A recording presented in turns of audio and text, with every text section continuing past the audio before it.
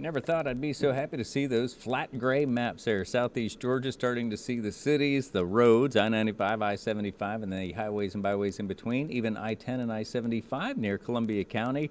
Showers, rain, even some of those storms finally starting to come to an end. Most of this will start to wind down overnight tonight. A little bit of activity left over before we get to another go-round for your finally Friday. So let's take you through it as the overnight activity winds down here. What we'll see, the possibilities as early as about 4 to 5 o'clock in the morning, mainly to the south of I-10. Katie will be covering that.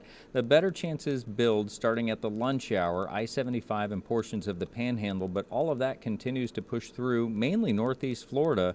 Models are pretty consistent in keeping most of the wet weather here south of the state line. So more super soakers, isolated as they may be, they're going to come through here for finally Friday. And as we look ahead to Saturday, we're in the same boat here. A lot of what we're going to see continues south of the state line, and I think effectively we could say south of I-10 on Saturday. Some pleasant news coming in for the weekend if the models hold true. Meanwhile, tomorrow by 10 o'clock, it already feels like we're in the 90s, and that's where those daytime highs are running to, those near seasonal trends of the upper 80s and lower 90s here through Father's Day weekend. So the pleasant news is a little drier. Models continue to bring down at least spotty. Some are as high as about 40%, but hovering around the 30% mark. We'll have a more finite idea as we look ahead to your Friday. And on Juneteenth here, 60% offering. That's not looking too good as we start to see more of that wet stuff coming through, that same pattern under the southwesterly flow. Stay ahead of those showers, whether it's this weekend for Father's Day, Monday for the honorings and celebrations taking place, or anytime next week. You can do it. It's always a click away. It's our Weather Authority app, complete with an interactive radar.